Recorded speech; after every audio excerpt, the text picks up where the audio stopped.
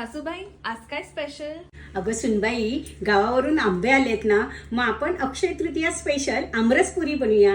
Detail इन्ग्रेडियंटची यादी description box मध्ये दिलेली आहे. सर्वप्रथम 1 चमचा रवा अर्ध्या कप पाण्यात 15 ते 20 मिनिटं भिजत ठेवा. त्यात साखर आणि मीठ घालून साखर वितळेपर्यंत मिक्स करा. हे मिश्रण 2 कप गव्हाच्या पिठात घालून गरजेनुसार पाणी घाला आणि घट्ट पीठ मळून घ्या. पीठ मळल्यावर वरून 1 चमचा तेल लावून आमरस बनेपर्यंत झाकून ठेवा. आता 2 ते 3 पिकलेले आंबे घ्या. त्याला मोठ्या मोठ्या तुकड्यांमध्ये कट करा. मोठी चाळणी घ्या. त्यावर आंब्याच्या फोडी दाबून फिरवा. ह्याने रस सहज खाली पडतो. काही चोता येत नाही आणि रस काळाही पडत नाही. मिक्सर न वापरता एकदम स्मूथ आणि सिल्की रस काढता येतो. आंब्याची गर सुद्धा चाळणीतून गाळून पारंपरिक पद्धतीने हा आमरस झटपट काढून घ्या. मग फ्रेश वेलची ठेचून पावडर तयार करा आणि 1 छोटा चमचा ऍड करा. एका विस्कनी एकत्र करा आणि आपला समर सीझनचा पहिला आमरस तयार आहे. आता मळलेलं पीठ घेऊन मोठी चपाती सारखी लाटून घ्या. थोडी जाडसरच ठेवा. कोणताही छोटा स्टीलचा डब्बा घेऊन छाप मारा आणि गरम तेलात अलगद सोडा. छान टम्म पुरी फुलते आणि साखर घातल्यामुळे रंगही छान ब्राउनिश येतो. दोन्ही बाजूनी अशी खरपूस झाली की जाऱ्याने काढून ग्रिलवर ठेवा. आणि एक्सेस तेल खाली निघून जातं आणि अशीच पुरी टम्म फुललेली राहते. मस्त गरमागरम पुरी सर्व करा थंडगार आमरस सोबत. छान रंग आलाय आमरस पुरीला. रस मध्ये अजिबात साखर घातली नाहीये तरी इतका गोड झालाय. तुम्ही हवं तर साखर घालू शकता. हे कॉम्बिनेशन तर जबरदस्त लागतं. देवाला नैवेद्य दाखवून आम्ही सगळे आमरस पुरीवर ताव मारणार आहोत. तर तुम्ही सुद्धा ही सोपी आणि झटपट रेसिपी नक्की ट्राय करा आणि तुमचा फीडबॅक कॉमेंट्स मध्ये द्या. धन्यवाद.